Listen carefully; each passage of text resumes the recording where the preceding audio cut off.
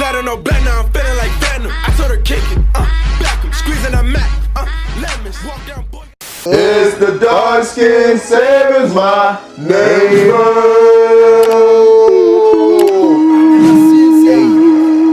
Hey man, we got some casual geographic videos, man. This one is called the ridiculously random nature of the gorilla.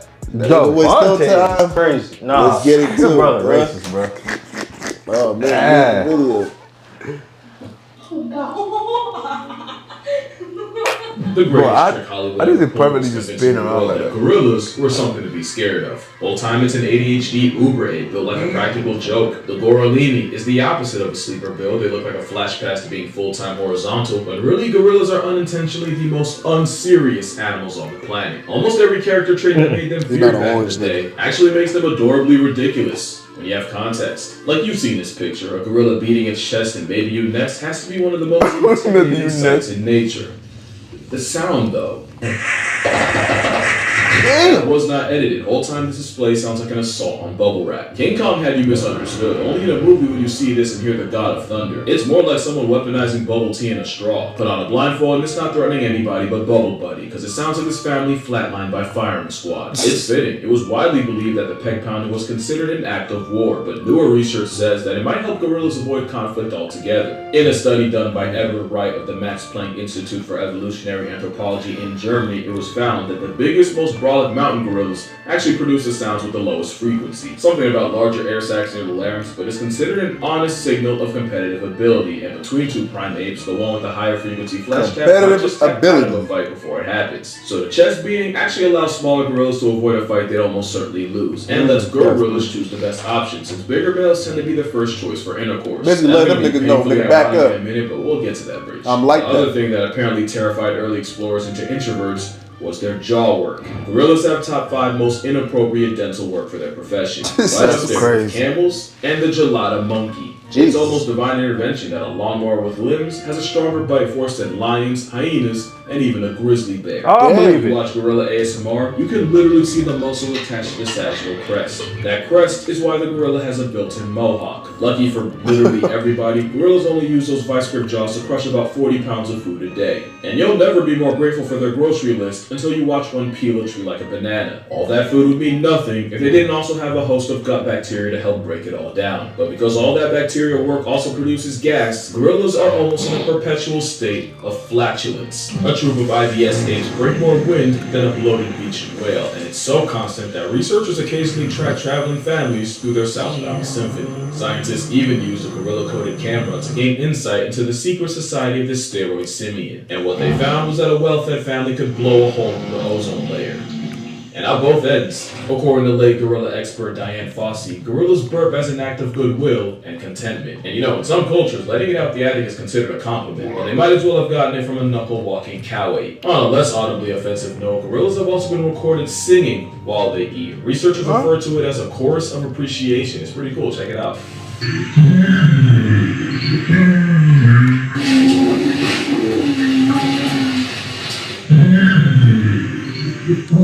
What are they singing though? Basically living in their version of a giant gingerbread house has gorilla gangs singing out both ends. It's also a fact that they sing louder when eating their favorite foods like this banana tree stalk. And the funniest thing is, in the wild, the lead singer is actually the silverback. Science says he uses singing, or well, more like humming, to tell the group when it's time to stop and eat. And you know the law, when silverback speaks, everyone listens, and when he sings, it's time for fixings. But I'm not hungry. Okay, jeez. It makes sense. Few things are more dominant than the lead silverback male. You know he's the one calling all the shots and making all the decisions for a troop of up to and sometimes over 30. One could say that is the peak male form. That's crazy. And you remember that painfully ironic thing I promised? Well, it's about that time, but before you judge me, I'm just going to remind you that this is strictly educational. But I would feel weird if I didn't say this, so if you're a child, an adult with a child, or an adult who thinks they're a child, skip to this timestamp right here. Or don't, I can't stop you, but don't let your parents blame you if you don't. Here's an ad while you consider the cost of curiosity. So, fun fact about a silverback, the largest apes in the world can weigh in the neighborhood of 500 pounds, and when they're private stand at attention, they're about 3/4 short of 2 inches. They don't just have the smallest waist snake of any ape, it's widely believed gorillas have the smallest member of any mammal relative to body size. King Kong ain't got On me. I promise you he doesn't. In fact, if we scale for size, you have a better chance at Subway of seeing a foot long than from a Giga Kong. I swear I'm not just using this for richer jokes. There's actually a reason gorillas ended up hung like a hamster. When you look at how all the great apes measure up, you'll, one, end up on a list and Cognito can't save you, but two, you'll realize humans have more appendical advantages than just a long thumb. Hey, how's it going? Chimps, bonobos, and orangutans are roughly about the same, but nature seemed to maliciously undercut gorillas in particular. Believe it or not, it's a direct reflection of how they live. Chimpanzees live in polyandrous packs where females can mate with multiple males, so there was evolutionary pressure for them to develop heavy huevos, since the more baby batter one can produce, the better chances one of his little swimmers wins the race to reality, which led to chimps having a massive man purse. I feel dirty. With humans, it's believed that earlier variants may have selected See why he said skip that royally motherfucker. gifted, especially with humans being more bipedal. It'd probably be more of a factor. Eventually, that led to humans having more to flex under the waistband than just 9 millimeters. But with gorillas, it's different. They often live in harems where all the females in a group practice their multiplication tables with the one silverback, which means they didn't have the selective pressure of dealing with other males like chimps, or even the pressure of females having a choice like humans. Also, another theory is that a larger Nixon might have helped shovel out rival nectar. Again, something a back of silver doesn't have to worry Might look like he's It throwing actually it back. ties back to being an absolute unicorn is so much of a flex that evolution didn't have to juice their stats in other ways. But unfortunately, it means gorillas are built like an anti-steroid ad. But also consider this, silverbacks are the embodiment of what podcast bros call an alpha male. If humans were truly meant to take cues from them, forget Snickers, we'd be packing a Skittle. And with that, I am going to power wash my search history.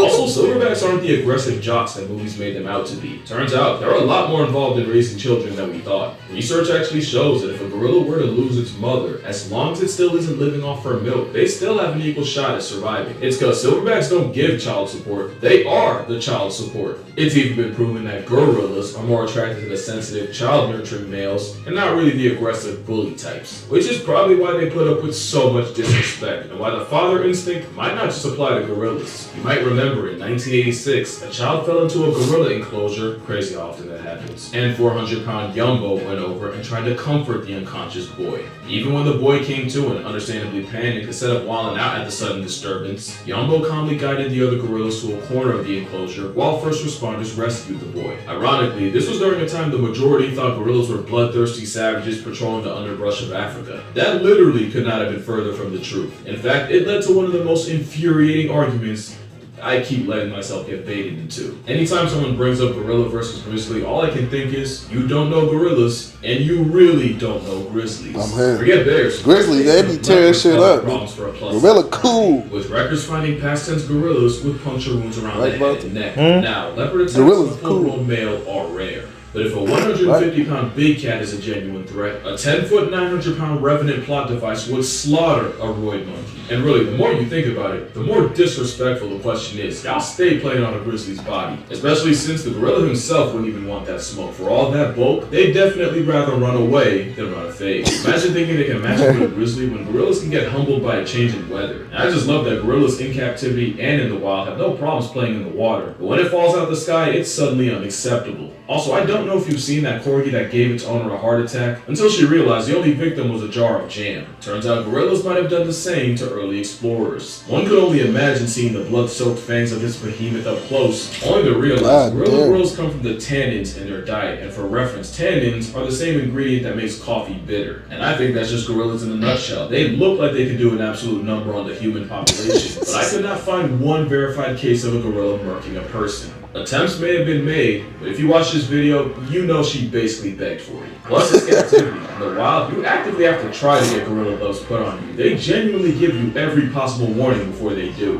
And even if you ignore the chest beat, the flashing teeth, and all the other signs a gorilla might give you, usually the most they'll ever do is bluff charge. Now, let me not be ridiculous. A gorilla could absolutely turn you into a human jigsaw puzzle. And for all I'm talking, a bluff charge from a gorilla would have my soul pump faking the higher power. But gorillas got stuck with the monster label, which means It distracted people from the fact that they're the most unserious animals on Earth. What do I mean? You remember what I said about silverbacks being fathers? Well, this is Koko. Koko is a proud father of 4 who loves nothing more than to play with his children. Problem is, sometimes his mate is too eager to let him rock with such a small baby, so in all of Koko's infinite wisdom, he came up with a solution. He f***ing kidnapped her. Repeatedly. And yes, he did this with all his children, proving it really is a game to him. I'm sorry, you can't. You're telling me I'm supposed to be afraid of this? This is chronically unserious. But not unsurprising. Gorillas have a genuine sense of humor. They didn't have a funny way of walking, bro. They've had a different storyline. Like Exhibit B, watch enough gorilla videos and you'll notice they have an interesting habit of grenading. As in, they'll throw something and immediately run away like Skeletor. Now you could argue it's a territorial, non-verbal way to tell humans to F off. But that goes against my narrative, so I'm disregarding. Also, they've done it so many times exactly like this. It's like, how am I not supposed to see this as a prank? And nigga be ding dong ditching. Sign language speaking gorilla once tied her caretaker's shoelaces together and then signed the word chase. Now I know there's been a dispute as to whether Koko actually learned sign language or was just a master mimic that learned sign language the same way dogs learn words like sit. There's a much more nuanced conversation to be had on whether Koko was a genuine case of comprehension or just memorization and regurgitation. But that's not why I'm mentioning her here. It's because she was involved in one of the most absurd lawsuits I've ever read. In 2005, 3 female former staff members filed a lawsuit against the Gorilla Foundation because allegedly Koko was demanding that the workers flash her. And no, I do not mean with lights. According to Nancy Alfred and Kendra Keller, program director Francine Patterson told them that Koko had an obsession of the memory variety and pressured them to expose their upper halves to the gorilla, even implying that their jobs would be in danger if they refused. They refused. And some of the quotes that would come out of this suit are almost too ridiculous to be real. And apparently Koko did not discriminate, with one man recounting a time Koko went up to him and demanded to see his human headlights, at a party no less. He didn't even say no, he said later, and according to him, Patterson put an arm around him and basically hit him with the, do you really want to say no to her? There were other complaints like unpaid overtime, dangerous work environment, them apparently storing gorilla urine in the same fridge they ate at it, but none as outrageous as a 350-pound bosom bandit. Especially when you find out Patterson would switch up majorly when big-time donors came around. What do I mean? Well, apparently whenever Koko would make one of her requests in front of a possible benefactor, Patterson would just say, oh, you know, nipple sounds like people. So what she's really saying is she wants to see more people. Yeah, they should have read the verdict right there, because who even lies like that? Damn, so a fucking gorilla be telling them all this? The this? case will settle that, of course, so I guess we'll never know. But to be fair, how would multiple people lie about something like that? It means gorillas are the only animals to be formally accused of harassment of the sexually explicit kind. It also proves that gorillas are just like us. They can multitask and focus on 2 things at once. I mean, they only share 98% of our DNA, and for the loud minority that's gonna somehow take offense, or, you know, make it racist, because, you know, I read the comments. I challenge you to spend a day watching a gorilla and tell me it's not an impulsive human in a first. Walking up like a nigga just a walk. Yeah, this was a pretty unserious video. Remarkably unserious creature, but the point wasn't really to Disney-fy a wild so you got game on your phone? As bad as turning them into monsters. But there is so much more to gorillas than a fade with Godzilla or the US Army, and I kind of wanted to show that. Especially when you realize gorillas have been getting slaughtered for as long as we've known about them, for bushmeat, for trophies, pets, and sometimes just for the sport, so us calling them dangerous is kind of wild. But I get it. Talk is cheap when it's in front of a green screen. So if this video gets 200,000 likes, I will meet a gorilla in person. Somewhere. Or an orangutan, that works too. But until then, drink water, hug your mother, never smile at a gorilla. Fun fact, clearing your throat sends a much better message. And I'm gonna see y'all in the next one. You see this video hit 200. Oh, you want to see a gorilla? Oh, no gorilla. I thought orangutans were like dangerous as shit. Nah, they're just very smart. That's a good shot. She's looking like dead at it.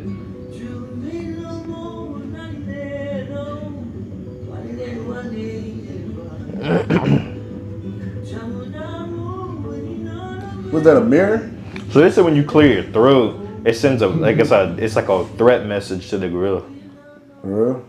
That's what he said. He said, nigga, clearing your throat is like a threat. Yeah. Damn, it's crazy, bro. Like around or smiling at a gorilla. Yeah.